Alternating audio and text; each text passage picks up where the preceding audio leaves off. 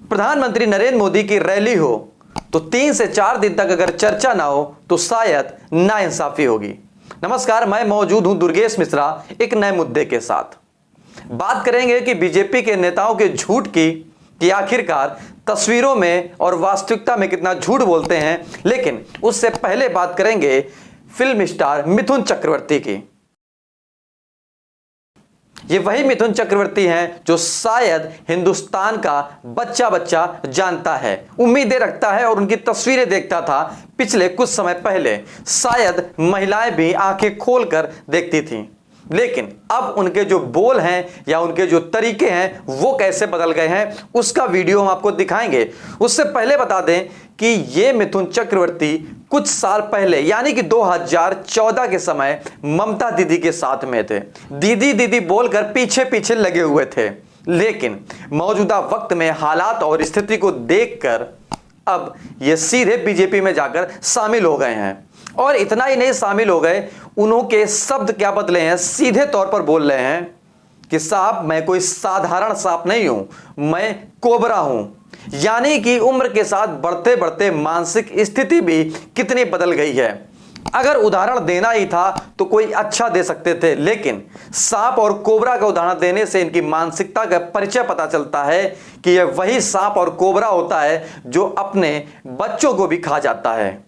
यानी कि जो सांप अंडा देता है उसको भी खा लेता है। यानी कि क्या कह सकते हैं कि मिथुन चक्रवर्ती आने वाले वक्त के वही कोबरा या वही सांप साबित होंगे।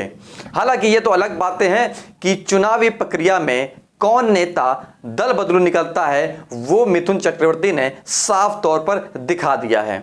ये वही मिथुन चक्रवर्ती हैं कि साल 2020 में इनके बेटे के ऊपर एक रेप का आरोप लगा था और एफआईआर दर्ज हुई थी और शादी में ही पुलिस पकड़ कर ले गई थी। लेकिन मौजूदा वक्त की स्थिति में देखते हुए अब ये सीधे बीजेपी में शामिल होकर अपने रुतबे को कायम रखना चाहते हैं, और या यूं कहें कि डूबे हुए रुतबे को फिर से वापस लाना चाहते हैं। अब मिथुन चक्रवर्ती इंटरव्यू से भागते फिर रहे हैं। एक रिपोर्टर के सवाल करने पर कि दागी नेताओं के सामने एंट्री कैसे हो गई है, तो सीधे तौर पर वो बोले कि मैं खुद उड़ता हुआ कौवा हूं जो डाल पर आकर बैठ गया हूं, और कैमरा बंद कराकर सीधे वहां से रफू चक्कर होते हुए दिखाई दिए। यानी कि ये उनके तरीके साफ तौर पर दिखाई दे रहे हैं। कई ऐसे चैनलों की तस्वीर तो शायद नहीं निकल कर आई होगी, लेकिन तमिलनाडु के एग्जिट पोल की तस्वीर निकलकर सामने आई है, जिसमें साफ तौर पर दिखाया जा रहा है कि एनडीए को 2016 में 136 सीटें मिली थी और 2021 में 65 सीटें मिलेंगी। वहीं यूपीए को 98 सीटें 2016 में और मौजूदा वक्त यानी कि 2021 में 158 सीटें मिलेंगी। यानी कि इस तस्वीर में साफ है कि मौजूदा वक्त में एनडीए की सरकार डूबती हुई दिखाई दे रही है।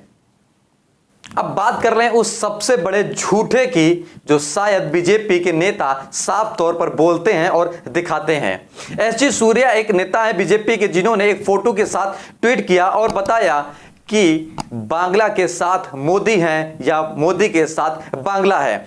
ऐसी कई तस्वीरों को वायरल किया गया जो कोलकाता के ब्रिगेड ग्राउंड की थीं, लेकिन वो तस्वीर 2021 के मोदी की रैली की नहीं थी। वो तस्वीर पिछले साल पुरानी यानी कि लेफ्ट की पार्टी की तस्वीर थी और साफ तौर पर दिखाया गया कि किस तरीके से भीड़ आमादा थी। यानी कि जो पूरा प्रकरण रहा कि मौजूदा वक्त में जो रैली हुई उसमें भीड़ इतनी नहीं थी, लेकिन फोटो के सहारा लेकर के अपनी झूठी बात को सही साबित करने की पूरी कोशिश करी गई। हालांकि जब ये बातें सोशल मीडिया पर वायरल होने लगी कि ये तस्वीर वर्तमान की नहीं है, तो कुछ लोगों ने अपना ट्वीट बिल्कुल डिलीट कर दिया। और लेकिन मौजूदा वक्त में साफ जमाना डिजिटल हो गया है। स्क्रीनशॉट और ऐसी कई सारे संसाधनों से जब तस्वीरें वायरल होने लगी कि आखिरकार बीजेपी कितना झूठ बोलेगी, तो शर्मिंदगी के मारने अब कुछ नेता मुंह छिपाते फिर रहे हैं। नमस्कार, हम फिर किसी एक नए मुद्दे के साथ हाजिर होंगे। आप बने रहिए नए मुद्दे के साथ। नाम मिथुन चक्रवर्ती, আমি যা বলি তা করে দেখাই। আর সেই ডায়লগটা হলো, আমি জল ঢোড়াও নই, বেলে বোড়াও নই, আমি একটা কোবরা, গোখরো আমি। আমি জল ঢোড়াও নই, বেলে বোড়াও নই, আমি জাত গোখরো, এক ছোবলে ছবি। এবার কিন্তু এটাই হবে। দাদার প্রতি ভরসা রাখবেন, আমার কথায় বিশ্বাস রাখবেন।